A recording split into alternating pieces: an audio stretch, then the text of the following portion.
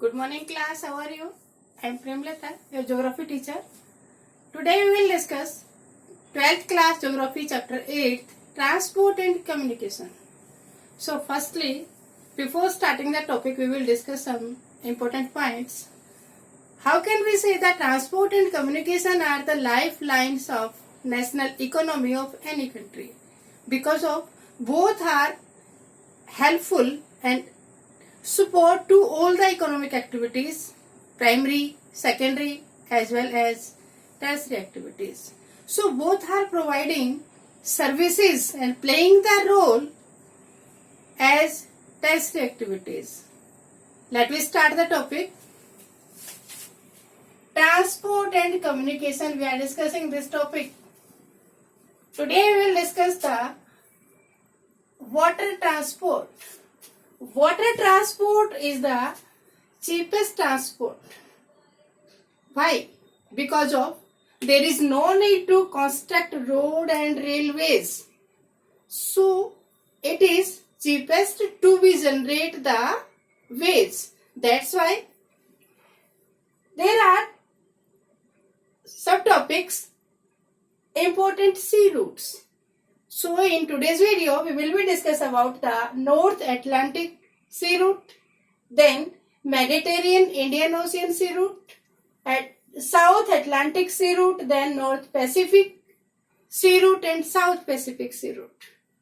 So all these things we will be discuss on the map of the world. Before starting today's topic, all the continents and oceans should be clear to you. So that is Asia continent, Africa, North America, South America, Antarctica and Australia. Then Pacific Ocean on both sides. This is the biggest ocean of the world. Then Atlantic Ocean, North Atlantic and South Atlantic Ocean. Then Indian Ocean and Arctic Ocean. Because of we are discussing here the sea route, so it is very essential to know about the important oceans and the seas on the map of world. Now first content, North Atlantic Sea Route. North Atlantic Sea Route. North Atlantic Ocean is the busiest ocean of the world. Why? Because it lies between the four continents, Europe and Africa on the eastern direction, both the Americas on the west side. Next one, the Mediterranean Indian Ocean. The Mediterranean Sea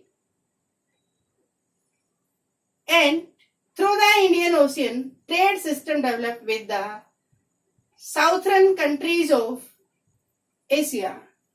Next one, the South Atlantic Sea Route. Look at this now. Here, the South Atlantic Ocean below part of the equator. Here, the sea route connect with South America and Africa. So in both the countries population is less and same type of resources are there. So the trading system is more developed like the North Atlantic Ocean. Next one is the North Pacific Sea Route. North Pacific Sea Route. Here, look at the book. In this book, you can see the map in different way. Here in the map you are discussing both the Americas here and Asia, Africa and Australia lies on the eastern part. But in this map in your textbook you can see that the both Americas are lies on the western side, eastern side, and Europe and Africa lies on the eastern side. On the globe you can measure it easily. So on the eastern coast of the America, the Pacific Sea Route connect with Europe, Africa and some countries like India. Next one is South Pacific Sea Route. Same thing is here. The South Pacific also connect with these countries due to the location. Now we will discuss about some important canal system of the world. The Suez Canal that was opened in 1869 and reduced the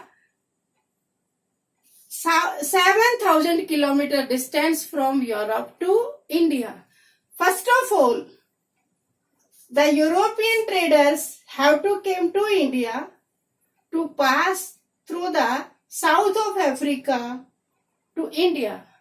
When Suez Canal was opened in 1869, then there was no need to pass the long distance, so 7,000 kilometer distance reduced. So there was lot of